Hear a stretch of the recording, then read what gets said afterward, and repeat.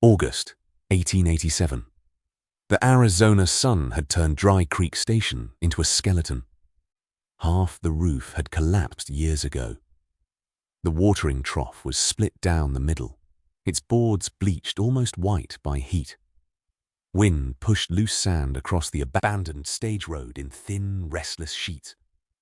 Nora Vail sat with her back against the station wall, one hand pressed to her injured ankle.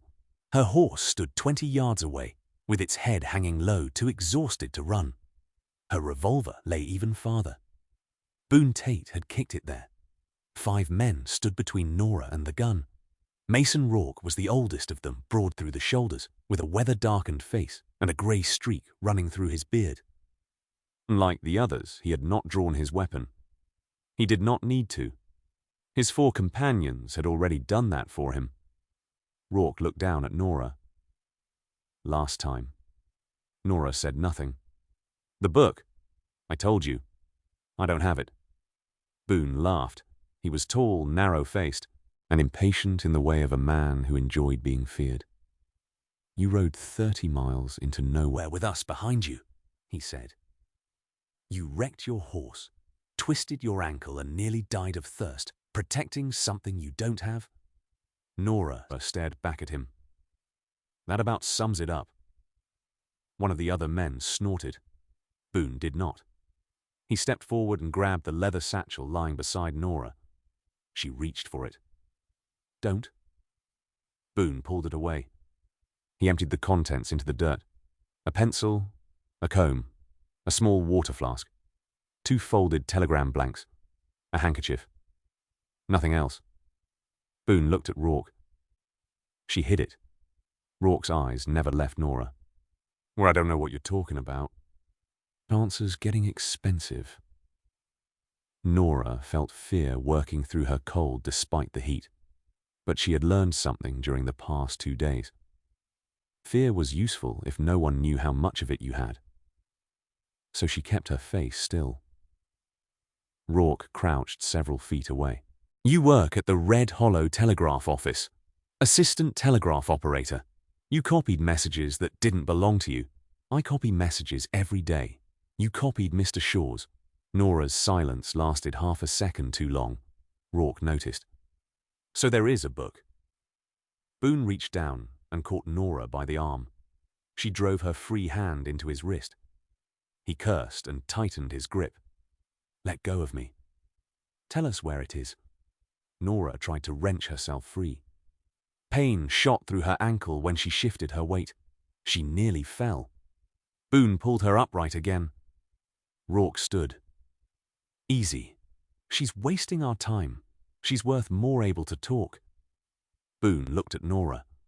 Then maybe she needs encouragement. A voice came from the road. Leave her alone. Every head turned. A lone rider sat beneath the glare of the afternoon sun. He wore a dust-covered hat and a faded brown coat. A Winchester rested across his saddle, but his hands were nowhere near it. His horse walked forward slowly, deliberately. Boone released Nora and reached for his revolver. The stranger stopped about 30 yards away. Rourke narrowed his eyes. Then something in his expression changed. Well, he said quietly. That's unfortunate. The rider swung down from the saddle. Nora watched him. He looked to be in his 30s, lean and weathered with the stillness of someone who had spent a long time surviving places where sudden movement could get a man killed. 5 against 1 injured woman, he said. Must be a proud afternoon. Boone took 1 step forward. You looking to die? No. The stranger glanced at Nora's revolver in the dirt. Are you Rourke? Lifted a hand. Boone stopped. Rourke studied the stranger more carefully. Cole Mercer. The name meant nothing to Nora, but it clearly meant something to everyone else. Cole's expression hardened. You know me. I know of you. Rourke smiled without warmth. Coyote Pass. Cole went completely still. The wind moved through the empty station. For several seconds, no one spoke. Rourke continued. 6 years ago. Army payroll wagon. Bad route. Worse ending. Cole's eyes changed. Nora saw it. Whatever calm had been there disappeared behind something older. Something dangerous. Rourke tipped his head. They said the scout picked the road. Cole's voice was low. Careful. Boone drew first. Cole did not reach for his gun. Instead, he slapped the reins of Rourke's nearest horse and shouted. Animal reared. Another horse jerked against its tie rope. Boone turned instinctively. Cole kicked a broken wooden bucket into the legs of a third horse. The station erupted into dust, frightened animals snapping reins and shouted curses. One outlaw stumbled away from a swinging saddle. Another grabbed for a loose bridle. Boone fired once, but the shot went high. Cole moved behind the watering trough and came up with his revolver in hand. Enough Rourke already had his own gun out. They faced one another across the dust. Cole had a clear shot. Nora could see it. So could Rourke. For one long moment, neither man moved. Then Cole lowered his revolver slightly. I didn't come here to bury anybody. Rourke glanced at his men. The advantage was gone. 2 horses had broken free. Another had dragged half its hitching rail into the road. Continuing the fight would cost him. Rourke holstered his gun. Get the horses. Boone stared at him. What, you heard me? Boone looked furious, but obeyed. Rourke turned toward Cole. You have no idea whose business you just walked into. Seems like yours. Rourke smiled again. No. His eyes moved to Nora. His. Then he mounted. Within minutes, the 5 men disappeared toward the western ridge. Cole watched until the last rider vanished. Only then did he holster his revolver. He crossed to Nora and picked up her gun. He handed it to her grip first. You hurt bad, ankle. You can ride, my horse can't. Cole looked at the exhausted animal. Mine can carry 2 as far as Red Hollow. I'm not going to Red Hollow. Cole frowned. You've got 5 armed men hunting you. I know. You're injured. I noticed. And you're standing in the middle of nowhere. I noticed that too. Cole looked toward the ridge where Rourke had disappeared. Then where exactly are you planning to go? Nora hesitated. Copper Ridge. That's where they went. Yes. Cole stared at her. Why her defiance weaken for the first time? My brother. Cole said nothing. Tommy. He's 15. She swallowed. He disappeared 2 days ago. Cole's face tightened. You think Rourke took him? I know someone did. Nora reached beneath the back flap of her saddle. Her fingers found a narrow seam in the leather. She pulled. A small oilcloth-wrapped object slipped free. Cole looked at it. The book. Nora unwrapped it. A black notebook, no larger than her hand. I lied to them. That was becoming obvious. If they get this, Tommy dies. Cole took the notebook only when she offered it. At first, the pages meant little to him. Dates, telegraph codes, freight company names, route changes, times, initials. Then his thumb stopped. He read one line. Then again. The desert seemed to go quiet around him. Nora saw the color leave his face. What is it? Cole did not answer. His eyes remained fixed on the page. August 14th, 1881. Shaw Freight, payroll escort.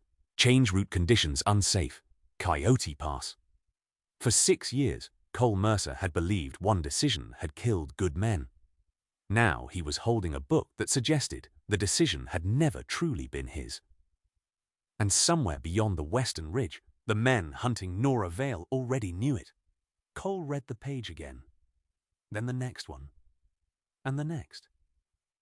Each entry was written in Nora's careful hand. Dates, telegraph codes, freight routes, names of stations, orders to change roads. Short notes, beside them marking robberies, missing wagons, men found dead days later, or shipments that never reached their destination. Cole closed the notebook. How long have you been keeping this? 4 months. You copied all of it yourself. Most of it. Nora shifted against the saddle and winced as she tested her ankle. My father ran the Red Hollow telegraph office for 12 years. I started helping him when I was 16. After he died, the company kept me on as assistant operator. And Tommy, he helps with deliveries, repairs too when the lines go down. Cole looked toward Copper Ridge. Why start copying Shaw's messages? Because they were wrong. That's simple. To someone who works a telegraph key every day. Yes. Nora took the notebook back. Most freight messages are dull. Arrival times, weather, broken axles, delayed drivers. But Shaw Freight kept receiving route changes from stations that hadn't sent them. Cole frowned. How could you know operators have habits? He looked at her. Nora continued. How long they hold a dash, how fast they send numbers, whether they pause before a place name. Every operator sounds different if you listen long enough. And Shaw's messages. Some claim to come from men I knew. But they didn't. No. She turned several pages. Then wagons started disappearing. Cole looked at the entries. Why didn't you tell the sheriff I did? And he said, freight companies lose wagons. So you kept digging? I kept listening. Cole almost smiled. Seems dangerous. It became dangerous 2 days ago. The expression left her face. I came to the office before sunrise. The back door was open. Drawers dumped out. Papers everywhere. Tommy gone. Cole's eyes hardened. Any blood? No signs of a fight? A chair broken. His coat was missing. That's better than finding blood. Nora gave him a sharp look. Better isn't good. No. Cole looked away. No, it isn't. He opened the notebook again. His thumb returned to the 1881 entry. Coyote Pass. The words pulled 6 years away from him. 14 men riding escort. A sealed route order handed over at Fort Mason Relay Station. Change route conditions unsafe. Cole had studied the military routing marks, recognized the clerk's signature, and led them south. Straight into Coyote Pass. He could still remember the silence before the first shot, the instant when every man still believed he would be alive an hour later. Nora watched him. You were there. Cole shut the book. I was the scout. The original route went east around the pass. The written order changed it. I believed it. And riders were waiting. Yes. His voice flattened. The first wagon blocked the road when its team went down. There wasn't room to turn back. Men died because I told them the route was safe. You followed an order. I chose to believe it. That isn't the same thing. It was to the families. Nora studied him. You've been carrying that for 6 years. Cole's eyes met hers. You always ask this many questions when people avoid answers. He handed the notebook back. We should go to Coyote Pass. Nora stared at him. My brother is at Copper Ridge. If that book proves what happened, Tommy is 15. Cole stopped. He may be tied up somewhere right now because of me. Nora, no. Her voice sharpened. You spent 6 years waiting for an answer. Tommy has been missing 2 days. You can wait 1 more. Cole's jaw tightened. The truth of it landed harder because she had not softened it. He looked west, then at her injured ankle, then at the notebook. All right. Nora exhaled. We find Tommy first. Cole crouched beside her. Can you stand with help? He offered an arm. She took it, pain crossing her face when she put weight on the injured foot. Cole helped her onto his horse, secured the notebook beneath her coat, and gathered what remained of their gear. They rode west. By late afternoon, the country changed. Open desert gave way to broken red hills and narrow washes cutting toward Copper Ridge. Cole followed Rourke's trail. 5 horses. One had thrown a shoe recently. Another favored its left hind leg. Nora watched him study the ground. You can tell all that from tracks talk. Telegraph wires talk. Cole glanced up at her. Guess everybody listens to something. Near sunset, Nora pointed toward a faded shore freight marker beside an old road. Private supply stop. They searched the wash beyond it and found a small camp hidden behind sandstone. Cold fire pit. Horse droppings. An empty cartridge box. Someone had left in a hurry. Nora climbed down carefully and froze. A leather tool pouch lay half beneath a blanket. Stamped into the flap were 2 letters. T. V. Tommy. Cole examined the camp. He was here. Nora clutched the pouch. How long ago? Maybe this morning. A rifle cracked from the ridge. Stone burst beside Cole's boot. Down. He pulled Nora behind a boulder as a second shot struck the camp. Riders appeared above them. 3 silhouettes. Rourke's men. They followed us, Nora asked. No. Cole drew his Winchester. They were waiting. Another shot hit the rocks.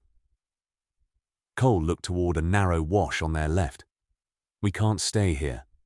Nora pointed to the opposite slope. There's a freight cut behind that ridge. How do you know shore markers? Supply routes always connect. Cole glanced at her. You certain, I mean good enough. He fired once toward the ridge. Not to hit, to force the gunmen down. Then they moved. Cole covered Nora as she limped across the wash. She reached the cut first and waved him through. The passage twisted between high sandstone walls before opening onto another valley. Their horses were waiting where Cole had tied them. Within minutes, they were riding hard south. No one spoke until the ridge was miles behind them. Nora finally looked back. They tried to kill us. They tried to get the notebook. There's not much difference if we're holding it. Cole nodded.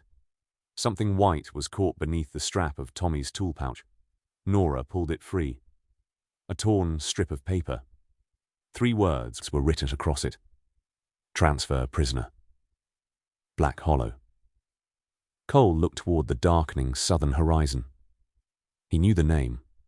An abandoned mining town in country, rough enough to hide 20 men. Nora folded the paper carefully. That's where Tommy is. Cole checked the chambers of his revolver. If Rourke moved him today, we may have one night before they move him again. Nora looked at the gathering darkness. Then we don't stop. Cole turned his horse south. This time he did not argue. Black Hollow appeared just after sunrise. It lay in a narrow basin beneath Copper Ridge, a dead mining town abandoned after the silver veins failed and the water pumps stopped working. Wind moved through the empty streets, rattling loose shutters and carrying dust between rows of collapsing buildings.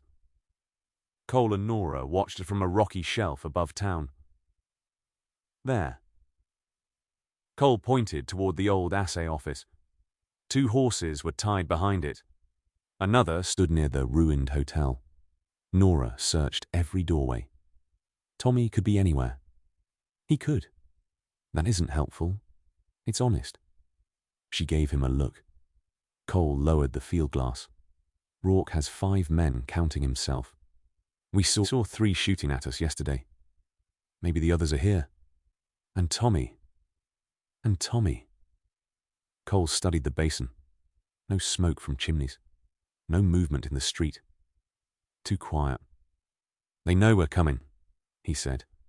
Nora's hand moved toward the notebook beneath her coat. Then why stay? Because they want that? She looked down at Black Hollow. So this is a trade? Maybe. Nora shook her head. No. Cole glanced at her. No trade. No notebook. If that's the only way to get your brother, the moment Rourke has it, Tommy stops being useful. Cole did not answer. Nora tightened her jaw. You know I'm right. I know. They left the horses in a ravine east of town. Cole approached through the remains of the ore works, while Nora followed close behind. They searched 2 empty buildings before Cole found fresh boot prints beside a bunkhouse. Then came a sound from inside. 3 short knocks. Pause. 2 more. Nora froze. Tommy, that's our signal. The door was barred from outside. Cole lifted the timber free, and Nora pushed in. Tommy, a thin, dusty boy, rose from behind an overturned table. Nora. She pulled him into her arms. You idiot. I didn't exactly volunteer. Are you hurt? No. They fed me beans. That might count. Tommy almost laughed, then saw Cole. Who's he, Cole Mercer? The Coyote Pass scout. Cole frowned. Does everybody know that story? In Red Hollow. Pretty much. Later, Nora said. Cole moved toward the window. We need to leave. Tommy shook his head. They're waiting for you. Not Rourke. Shaw. Nora went still. I heard Rourke talking last night. They think they're supposed to trade me for the notebook. That is the plan, Cole said. It isn't Shaw's plan. Once Rourke gets the book, Shaw's going to kill everybody. Everybody who us. And Rourke's men. A voice came from outside. He's lying. Mason Rourke stood in the street with Boone Tate. 2 more outlaws emerged from behind the hotel. Cole moved in front of Nora and Tommy. Rourke's revolver remained holstered. His expression was colder than before. Boy heard half a conversation and built himself a ghost story. Tommy stepped around Nora. I heard Finn say Shaw sent 6 more riders from Red Hollow. Rourke's eyes narrowed. Tommy continued. He said they weren't coming to help you. Boone laughed. Kids buying time. Then hoofbeats echoed from the northern road. A single rider, in Shaw freight colors, entered Black Hollow and handed Rourke a folded paper. Cole watched Rourke's face change. Tommy pointed. That's the order. Read it out loud. Rourke looked at the messenger. Who's riding behind you? The man hesitated. Shaw sent men. How many? 8. And what happens when I hand over the book? Silence. Rourke grabbed him by the coat. Answer me. They were told to clean up the site. Boone stared. Clean up. Rourke released the messenger and looked at his men. For the first time, he looked like a man who understood someone else had been holding the leash. Cole holstered his weapon. We leave now. Rourke looked at him. You think Shaw lets any of us reach Red Hollow? I think we have a better chance moving than standing here arguing. Boone stepped forward. We're not riding with him. Cole looked at Nora. We don't need them. Rourke laughed once. No. You just need to cross 30 miles of open country with Shaw's riders between here and Red Hollow. Nora looked from Cole to Rourke. What if nobody leaves? Cole frowned. She pulled the notebook out. Tommy came beside her. We stay long enough to understand what Shaw's afraid of. Rourke stared at the book. Cole said Nora. She's right, Tommy said. You don't get a vote. I got kidnapped. I get at least half a vote. Despite himself, Cole almost smiled. Rourke pointed toward the assay office. Inside. Cole blocked his path. Tommy walks free. Rourke's jaw tightened. He is free. No one touches Nora. Boone scoffed. Cole looked directly at him. No one. Rourke understood. Fine. One more thing.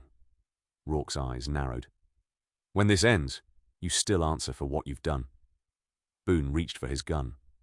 Rourke stopped him, then looked at Cole for several seconds. If we live long enough. They gathered around an old table inside the assay office. Nora opened the notebook. Tommy read dates while she matched codes. Rourke reluctantly supplied locations. Copper Canyon, Marston Wells, Twin Mesa, Lost Creek. One by one, the pattern became clear. A freight company received a warning. A route changed. The shipment disappeared. The competing operator lost money contracts or both. Shaw Freight arrived afterward to take over the abandoned route. Then Nora reached 1881. Coyote Pass. Original route east, Tommy read. Nora traced the next line. False warning transmitted from Red Hollow relay. A coded signature followed. Rourke stared at it. Shaw's private routing clerk. 6 years of guilt tightened in Cole's chest. Rourke watched him. Looks like you weren't the fool everyone said you were. I still led them there. Because someone forged the order. They died anyway. Cole reached for his hat. I'm going after Shaw. Nora stood. And killing him fixes what? If you shoot Gideon Shaw and this notebook disappears, you become the man accused of killing a respected freight owner. Rourke stays an outlaw. Tommy and I become liars. Coyote Pass stays exactly what people already believe it was. Cole's anger did not fade, but it changed direction. Tommy leaned over the pages. So we don't just survive. No. Nora closed the notebook. We make sure the truth survives us. Outside, somewhere beyond the northern ridge, faint hoofbeats carried through the morning air. Shaw's riders were coming. And for the first time, escaping Black Hollow was no longer enough. The old telegraph line ran behind Black Hollow's depot. At least what was left of it did. Nora opened a junction box half buried in dust. Corroded contacts. Broken insulation. One severed wire. Tommy crouched beside her. This can work. If we repair the break and get power through the old relay, I can reach the main line, Nora said. Rourke frowned. And send what the important entries from the notebook. To who, Boone asked. 3 stations. Red Hollow Fort Mason relay and Mesa Crossing. Why 3? Because Shaw can silence 1. Maybe 2. He can't stop all of them. Cole understood. And the Marshal, Federal Marshal Elias Grant. Coyote Pass involved Army payroll. He'll listen, Rourke muttered. I know of him, worried Cole asked. I'm an outlaw. Fair. Nora studied the damage. An hour if nothing else is broken. Cole looked toward the northern ridge. We may not have an hour. Rourke stepped beside him. Then buy one. He pointed toward the abandoned buildings. Main Street covers the north. Mineworks cover the west. Cole watched him. You're suggesting we defend this place? I'm suggesting Shaw doesn't want that wire alive. Your men follow my orders while Nora fixes it. Boone bristled, but Rourke cut him off. For now, Cole placed Rourke's men around the town covering the roads, rooftops, and mineworks. Rourke stayed near the center. Cole returned to the depot where Nora stripped ruined insulation from a wire. You always order strangers around this easily, only armed strangers. That makes it better. Cole crouched beside her. We could still ride. Nora stopped working. You keep trying to solve danger by putting distance between me and it. I'm trying to keep you alive. Those aren't always the same thing. She lowered her voice. If Shaw burns the notebook, Tommy was taken for nothing. Protecting me, he doesn't mean deciding for me. Cole had no answer ready. Tommy appeared with a coil of salvaged wire. Was I interrupting something? Yes, Cole said. No, Nora said. Definitely something. Cole almost smiled. Then a gunshot echoed from the western ridge. Finn Crow rode hard into town. Rourke stepped into the street. Where the hell were you? Checking the ridge. Cole looked at Finn's sweating horse. You went farther than the ridge. Finn glanced toward the north road. That was enough. You told Shaw. Finn reached for his gun. Rourke slammed him against the hitching post. "What did you tell him?" "That she's fixing the line." Rourke released him slowly. "You idiot. He was going to kill us anyway. I made a deal. Anyone who walks away now lives." Rourke laughed bitterly. "You believed him?" Finn looked at Cole. "I believe his rifles more than I believe Mercer." "How many men?" Finn hesitated. Rourke hit him once. "How many?" 20. Tommy appeared in the depot doorway. Nora stood behind him. 20 riders. Cole looked north. Nothing yet. Then dust rose above the ridge. A long line of horses appeared against the morning sky. More than 20. At the center rode Gideon Shaw in a black coat, clean hat, and dark vest. He did not look like an outlaw. He looked like a banker. Shaw rode into Black Hollow with his men spread behind him and stopped in the street. "Mason. Gideon. I hear we've had a misunderstanding." "I call it business," Shaw said when Rourke challenged him. Then his eyes found Cole. "Mr. Mercer, I remember Coyote Pass. A shame what happened there." Cole's hand rested near his revolver. "You know a lot about it." "I know everything my company touches."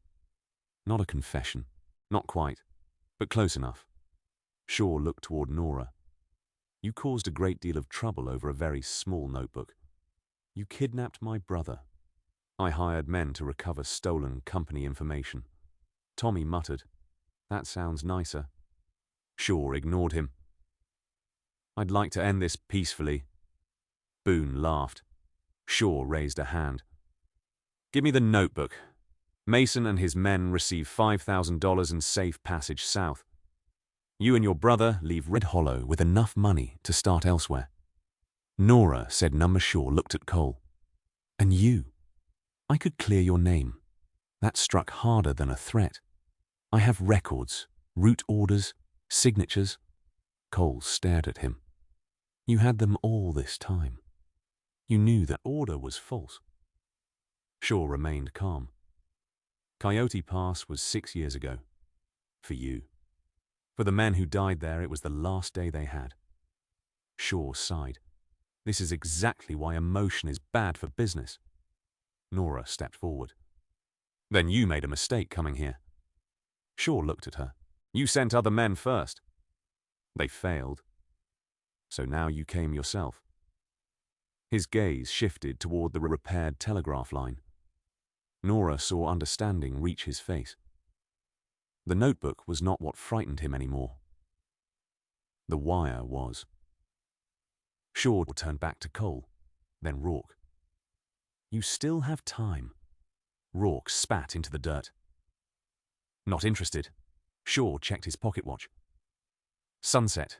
Bring me the notebook and Miss Vail by then. Refuse and my men come through Black Hollow from every direction."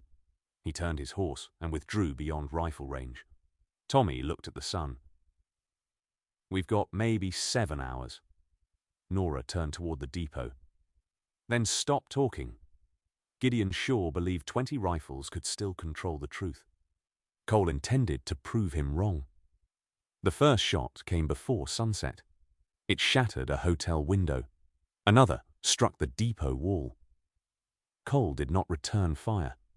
Hold Shaw's men fired from the north, then west, then east, appearing only long enough to make Black Hollow answer. Rourke glanced at Cole. "They're testing us and spreading us out." "Stay where you are," Cole shouted. He moved to the depot. Nora worked over the telegraph key while Tommy checked the current. "How close?" Cole asked. "Closer than 10 minutes ago." A shot tore through the window. Cole pulled Nora down as the bullet buried itself in the opposite wall. Tommy stared at the hole. That one felt less like testing. Cole rose. "They're coming." Outside, Shaw's men advanced through the mineworks, North Road and Eastern Ruins. Rourke, Boone, Eli, and Cal opened fire. The street filled with dust and gun smoke. Nothing about the fight was clean. Nothing heroic. Men ran because standing still meant dying. Cole reached Rourke behind the wagon. "You're losing the mineworks." Rourke looked at Boone. You heard him. Boone bristled, then ran west. Rourke almost laughed. Never thought I'd see Boone Tate listen to anybody. Don't get used to it. A bell rang from the depot. Once. Twice. Nora stood in the doorway. It works. Hope moved through Black Hollow. Then a rifle cracked. The bullet struck the upper telegraph wire. The line snapped. Nora stared at the broken wire 20 feet above the ground. No. Cole reached her. Can you fix it? Not from here. How long? Too long. Another volley hit the depot. Cole pulled them behind the wall. Tommy's face changed. Wait. Nora looked at him. What? The ore line. What ore line? The old mine signal. Tommy pointed toward the depot yard. When they hauled ore from the north shaft, the rail carts used a signal wire. Nora stared at him. That line went to the loading platform. It went past it. Tommy was already thinking faster. To the depot office. Nora stood. If it still connects to the main line, we can bridge through it. Cole looked toward the mineworks. Shaw's men were moving there. Where's the connection? Tommy pointed. Other side of the ore yard. Cole checked his revolver. I'll take him. Nora grabbed his arm. He knows the wire. I know. And if you don't come back, I know that too. Their eyes held for a moment. Cole said, Stay here. Nora shook her head. No. Nora, you said that yesterday, and I ignored you then too. She picked up her revolver. I hold the depot. You get Tommy to that wire. Cole looked at her, then nodded. Fine. Tommy looked between them. You two argue at strange times. Move. Cole and Tommy crossed behind the hotel under rolling gunfire and reached the ore yard. The old signal wire ran along cracked wooden posts to a junction box. Tommy opened it. Can you connect it, if the copper isn't ruined? Find out. 3 riders appeared. Cole fired and drove them behind cover. Tommy! I'm working, a voice echoed from the street. Mason Shaw had ridden closer beneath a white cloth. You still have a choice. Give me Mercer and the Vail girl. You walk south with your men, Boone shouted from the mineworks. He means it. For 1 second, Cole wondered. Then Rourke stepped into the street. No. I worked for you. I robbed for you. He looked directly at Shaw. But I'm done killing for you. Shaw's face hardened. That confession won't save you. Rourke gave a tired smile. Wasn't trying to save myself. Shaw turned his horse. The truce ended. Cole heard Tommy behind him. Got it. The line's carrying run. They moved toward the depot. A rider cut them off. Cole shoved Tommy behind cover, fired, and sent the boy running. Then Shaw stepped from behind the depot platform. Alone. His revolver was drawn. Mercer. Cole stopped as Tommy disappeared toward Nora. Shaw smiled. Finally, Cole faced him. You arranged Coyote Pass. Shaw shrugged. I arranged hundreds of routes. 14 men died. 14 men stood between me and $60,000. Cole's hand tightened around his revolver. Shaw continued. The army blamed bandits. They blamed me. That was convenient. Cole lifted his gun. Shaw did not move. There he is. Cole stared at him. The man everyone expected you to become. Shut up. 6 years chasing guilt. Shaw spread his hands. And now you can fix it with 1 bullet. Cole's finger tightened on the trigger. He could do it. No trial. No testimony. No waiting. Shaw had admitted enough for Cole. Maybe not enough for anyone else. Nora's words returned. If Shaw dies, but the evidence disappears, what changes? Cole slowly lowered the revolver. Shaw's expression shifted. You disappoint me. No. Cole looked at him. I'm done letting you decide what happens next. Shaw's left hand moved. Too fast. A small pistol came from beneath his coat. A gunshot cracked. Shaw's hidden pistol flew from his hand. He staggered back, clutching his wrist. Cole turned. Nora stood at the depot doorway. Revolver raised. Her hands were shaking. Her voice was not. Leave him alone! For 1 second, Cole almost laughed. Then Tommy shouted from inside. Nora! She ran back to the telegraph key. Cole kicked Shaw's weapon away and forced him to the ground. Across-town gunfire began to fade. Inside the depot, Nora sat at the key. Tommy held the improvised wire connection together with both hands. Ready? Nora began tapping. Short, long. Pause. Again. The machine answered faintly. A distant operator. Nora sent the first message. Names, dates, route codes. Shaw Freight, Coyote Pass, Gideon Shaw, Federal Marshal Elias Grant. She finished. Waited. An answer came. Received.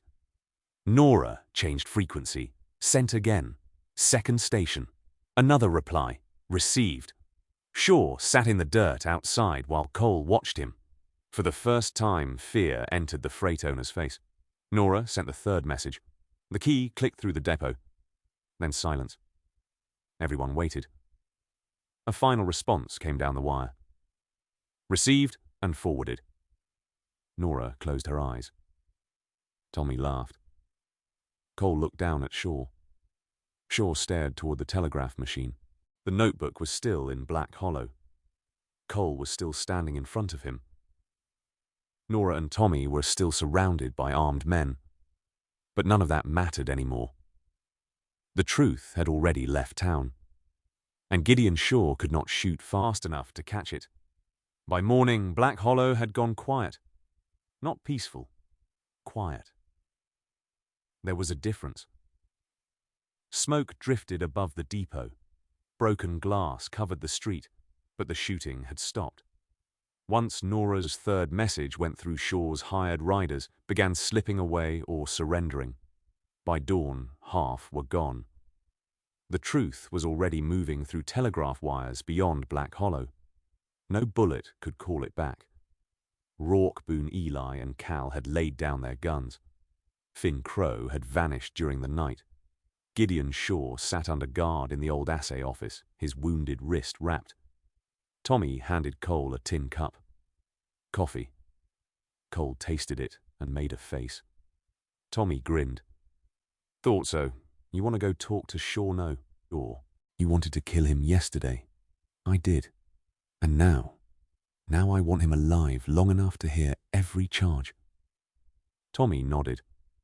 Probably better. Probably. Hoofbeats came from the northern road. 10 riders appeared, a badge catching sunlight at the front. Nora stepped from the depot. Grant Cole nodded. Federal Marshal Elias Grant rode into Black Hollow with his deputies and dismounted. Who sent the telegram? Nora raised her hand. I did. I received 3 copies before midnight. Tommy smiled. We wanted to be sure. You were. Grant's gaze moved across the damaged town, then settled on Cole. Mercer, you remember me. I remember the name. His eyes shifted toward Shaw's guards, then Rourke. Mason Rourke. I figured you knew. Grant signaled 2 deputies. Rourke held out his hands. Boone stared at him. You're just giving yourself up. We were always going to answer for it. Rourke nodded toward the open desert. You want to run. Spend every night wondering what catches you first. Boone looked away, then dropped his knife. Cal and Eli followed. Rourke looked at Cole. A deal's a deal. You held your end. That's supposed to make us friends. No. Good. Rourke almost smiled. Grant entered the assay office and returned with Gideon Shaw in irons. Without men around him, Shaw looked smaller. Still dangerous. Just no longer untouchable. You think this proves anything, Shaw said. We'll let a court decide, Grant replied. A notebook written by a telegraph girl, Nora, stepped forward. 3 transmitted copies, plus your courier, Grant added. And Rourke wants to talk. Shaw looked toward Mason. You worthless fool. Rourke shrugged. Been called worse. Grant led Shaw away. Before mounting, Grant turned toward Cole. I may need your statement in Red Hollow. You'll have it. And Mercer, I've seen the Coyote Pass entry. If the supporting records are where Miss Vail says they are, we'll know who authorized that route change. Cole looked toward Nora. For 6 years, he had imagined those words would feel like a door opening. Instead, it felt quieter, like a weight being set down. Not gone. Just no longer something he had to carry every step. 3 weeks later, Red Hollow was louder than Cole remembered. The blacksmith hammered from sunrise freight wagons, rolled through the street, and the saloon piano missed the same note every evening. Inside the telegraph office, Nora worked beneath a newly painted sign, Red Hollow Telegraph. Tommy practiced code while Cole repaired the office roof, or claimed to.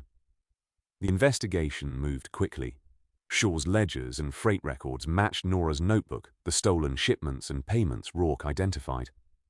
In an old company file, investigators found the forged Coyote Pass order beside routing instructions from Shaw's private clerk. The Army reopened the matter. Grant brought Cole the official notice himself. The language was stiff, administrative. Cole Mercer was cleared of responsibility for the unauthorized route change resulting in the Coyote Pass payroll ambush of 1881. Cole read it twice and folded it. Grant watched him. That all? What were you expecting? I don't know. Cole set the paper on the telegraph desk. So did I. Grant nodded toward the door. What now? Cole looked outside. His horse was tied to the rail, saddled, packed, ready. Ride. Nora's hand stopped above the telegraph key. Grant looked between them, then smiled slightly. I'll leave before this gets uncomfortable. He did. Tommy followed him almost immediately. I should probably check the batteries. Nora looked at him. They're right there. Other batteries. He disappeared. Cole picked up his hat. Nora remained seated. So. You're leaving? Looks that way, where Cole thought about it. West. That narrows it down. He smiled. Maybe California. Maybe never been good at plans. Nora looked back at the key. I noticed. Cole stood there longer than necessary, then walked outside. He mounted. The road west stretched pale beneath the afternoon sun. For 6 years, roads had been easier than towns. Roads asked nothing. No explanations, no promises, no chance of staying long enough to lose something. Cole started forward. 1 block, then another. Red Hollow began to fall behind him. He passed the blacksmith, the feed store, the old church. At the edge of town, he slowed. There was no posse behind him, no accusation ahead, no Coyote Pass waiting somewhere beyond the horizon. For the first time in 6 years, Cole Mercer realized he had nowhere he needed to run from, and nowhere he needed to chase. He stopped. His horse flicked an ear. Cole looked west, then back. The telegraph office stood near the center of town. Part of its roof still needed work. At least that was what he told himself. Cole turned the horse around. Nora heard him before she saw him. She stepped onto the porch as he rode back. Cole stopped at the rail. She crossed her arms. Forget something, Ruth. Nora looked up. What about it? Still leaks. It hasn't rained in 2 months. Could. She studied him. Cole dismounted. He had removed the saddle. That was when Nora smiled. Not when he returned. Not when he made the excuse. When the saddle came off. You staying until it rains? She asked. Cole carried the saddle toward the porch. could take a while. I hope so. Months later, Gideon Shaw went to trial. Nora's notebook was only one piece of the case. There were company ledgers, telegraph copies, freight records, the Black Hollow Courier, and Mason Rourke's testimony. Rourke's cooperation did not erase his crimes, nor those of Boone Cal and Eli. Finn Crow was captured months later near the Mexican border.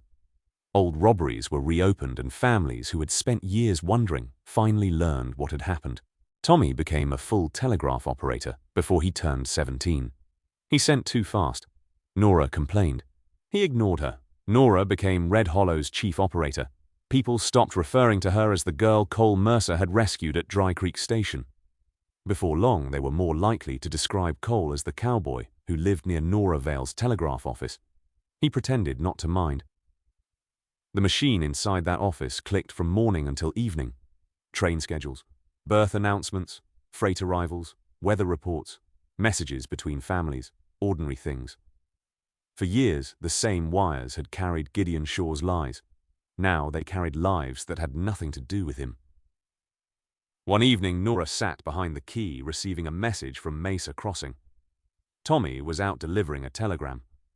Outside, Cole stood on a ladder repairing the porch roof. Again. Nora looked through the open window. "You fixed that last week." Cole hammered another nail. Wind loosened it. There was no wind. Arizona. That doesn't explain anything. It explains most things.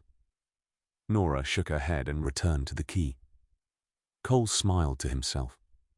The sun lowered beyond Red Hollow. His horse stood unsaddled beside the building. And for once, neither of them was preparing to leave.